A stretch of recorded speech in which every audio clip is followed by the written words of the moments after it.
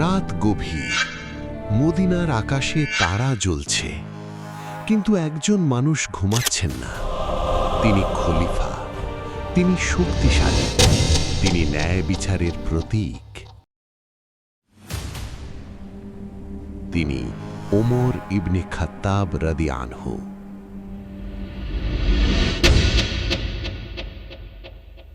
কিন্তু আজকের গল্প তার খলিফা হবার পরের নয়। আজকের গল্প তার ভালোবাসা আর সাহসের, যা ইতিহাস কাঁপিয়ে দিয়েছিল।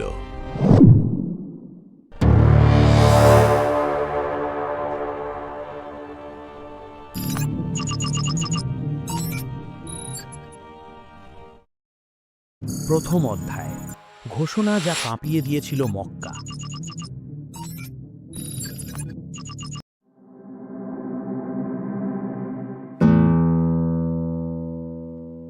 ইসলাম গ্রহণের পর তিনি লুকিয়ে থাকেননি।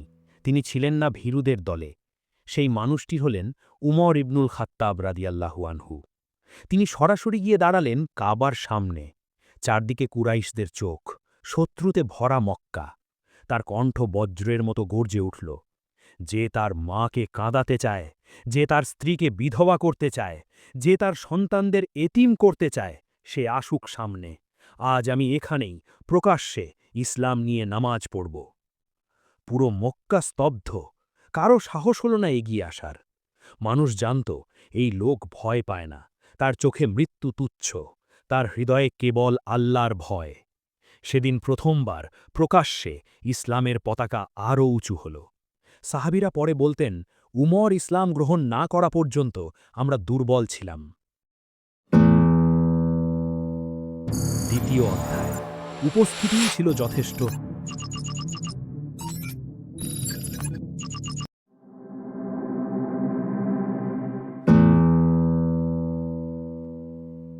একদিন কিছু কুরাইশ সিদ্ধান্ত নিল তারা আক্রমণ করবে মোহাম্মদ সাল্লাল্লাহু আলাইহি ওয়াসাল্লামকে।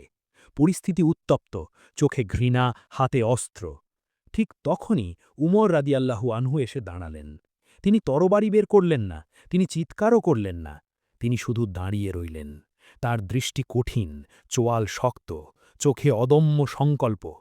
কুরাইশদের পা যেন জমে গেল, কেউ এগোতে পারল না। কারণ কখনো কখনো সাহসের জন্য অস্ত্র লাগে না, লাগে দৃঢ় ঈমান। তৃতীয় অধ্যায়,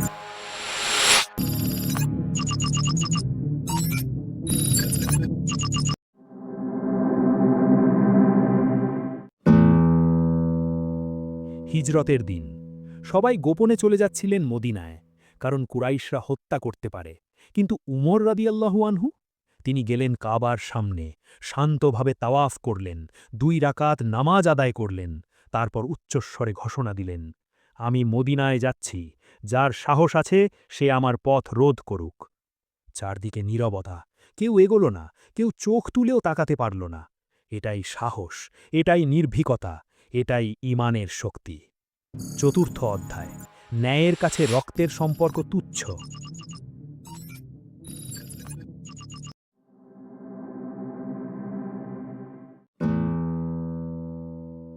সময় বদলাল। তিনি হলেন মুসলিম উম্মাহ নেতা, খলিফা উমর ইবনুল খাত্তাব রাদিয়াল্লাহু আনহু। একদিন তার নিজের ছেলে অপরাধ করল, আইন অনুযায়ী শাস্তিপ্রাপ্য। মানুষ ভাবল খলিফার ছেলে হয়তো রেহাই পাবে। কিন্তু উমর রাদিয়াল্লাহু আনহু দৃঢ় কণ্ঠে বললেন, আইন সবার জন্য সমান, উমরের ছেলে হলেও সে ব্যতিক্রম নয়। তিনি নিজ হাতে শাস্তি কার্যকর করলেন, কারণ তার কাছে আল্লাহর ভয় রক্তের সম্পর্কের চেয়েও বড় ছিল। ন্যায়ের সামনে তিনি ছিলেন অটল পাহাড়।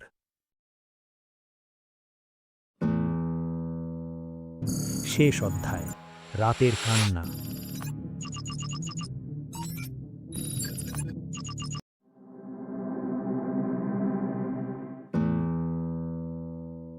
রাত গভীর, সবাই ঘুমোচ্ছে, কিন্তু উমর রাদিয়াল্লাহু আনহু ঘুমাতেন না নিশ্চিন্তে। তিনি শহর ঘুরতেন, দেখতেন কারো কষ্ট আছে কিনা। এক রাতে দেখলেন এক মা হাঁড়িতে পানি জ্বালিয়ে বসে আছে। শিশুরা কাঁদছে, আম্মু খাবার কই? কিন্তু হাঁড়িতে খাবার নেই, শুধু পানি ফুটছে, শিশুদের সান্ত্বনা দেওয়ার জন্য। এই দৃশ্য দেখে উমর রাদিয়াল্লাহু আনহু কেঁপে উঠলেন। তিনি ছুটে গেলেন বাইতুল মাল থেকে আটা আনতে। নিজের কাঁধে বস্তা তুললেন। দাস বলল, আমিরুল মুমিনিন, আমি বহন করি। উমর রাদিয়াল্লাহু আনহু থেমে তাকালেন। তার কণ্ঠ ভারী হয়ে উঠল। কিয়ামতের দিন তুমি কি আমার বোঝা বহন করবে? তিনি নিজে রান্না করলেন, শিশুদের হাতে খাবার তুলে দিলেন। আগুনের ধোঁয়ায় তার চোখ ভিজে গেল। এই সেই মানুষ যাকে সবাই ভয় পেত, কিন্তু তিনি কাঁদতেন শুধু আল্লাহর ভয়ে। গল্পের শিক্ষা: সত্যের জন্য দাঁড়ানোই আসল সাহস। ঈমান মানুষকে অজেয় করে তোলে। ন্যায় বিচারে আপোষ নেই, নিজের পরিবারের ক্ষেত্রেও না। যে মানুষকে সবাই ভয় পায়, সেই হয়তো আল্লাহকে সবচেয়ে বেশি ভয় করে।